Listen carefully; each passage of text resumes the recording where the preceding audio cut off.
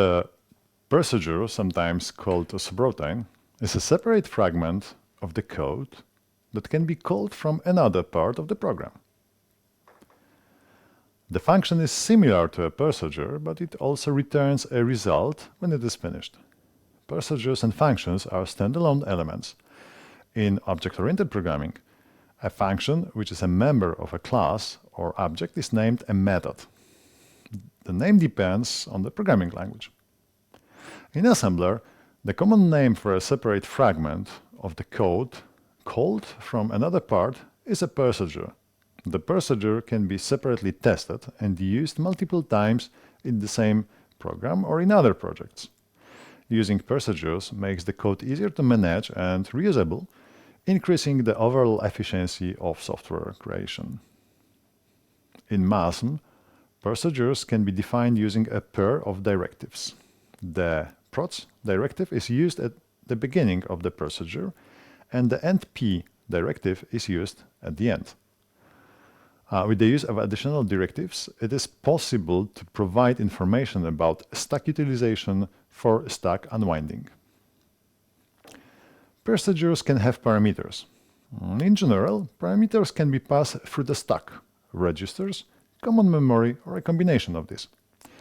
While the programmer writes the main program and all the procedures by themselves, the method of arguments passing can be freely chosen. If need of keeping compatibility with the compiler or operating system, they must follow the rules defined. These rules are named calling convention. In different operating systems, the rules of passing parameters differ. Let's start with our discussion with the 64-bit Windows operating system. In 64-bit Windows, the fast calling convention is used. In this convention, the first 4 parameters are passed through registers, and each subsequent parameter is passed through the stack. If the parameters are integers, they are passed through general-purpose registers. If parameters are floating-point numbers, they are passed through XMM registers as scalars. If the procedure plays the role of a function, it returns the resulting value. Integers are returned through the accumulator, RAX, and floating-point values are returned through XMM0. There are some additional requirements. For Microsoft Windows x64, calling conversion requires that even when the parameters are passed through registers, a 32-byte space for them should be reserved on the stack. It is referred to as a shadow space or home space. The shadow space size can be increased to store local variables of the procedure. The stack must be aligned to the 16-byte boundaries. This is done by the performance because data transfer between the processor and memory are aligned addresses can be done with faster versions of instructions. For example, instruction move APD instead of move UPD. Note that the returning address, which is pushed on the stack automatically when the procedure is called, is 8 bytes long. So even without the shadow space, the stack pointer adjustment is required. These rules are to be used if there is a need to call a system function or to maintain compatibility with a higher level compiler. If the procedure is written in pure assembly and called from an assembly program, it is the programmer's decision whether they want to follow these rules or not.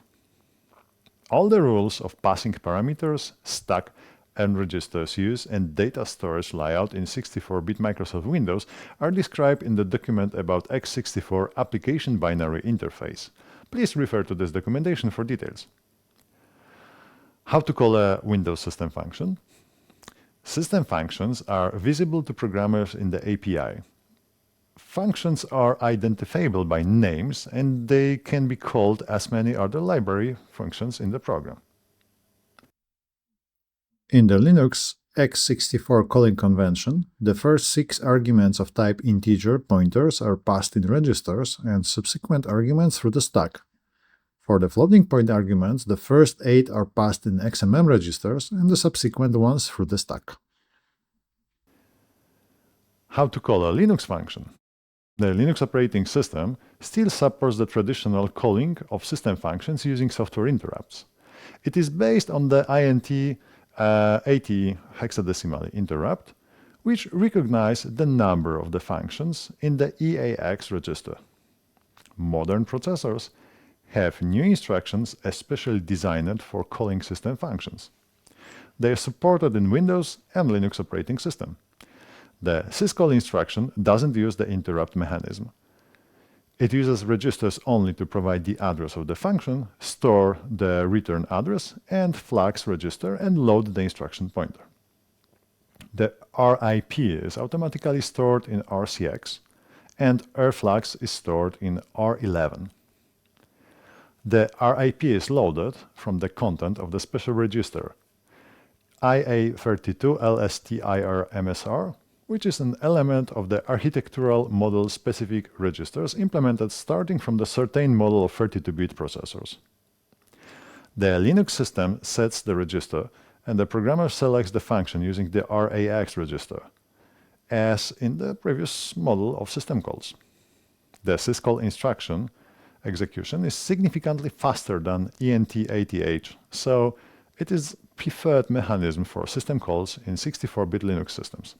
Although it is possible to call the low-level Windows subsystem functions with syscall, this possibility is not documented, and API calls are recommended for use in applications.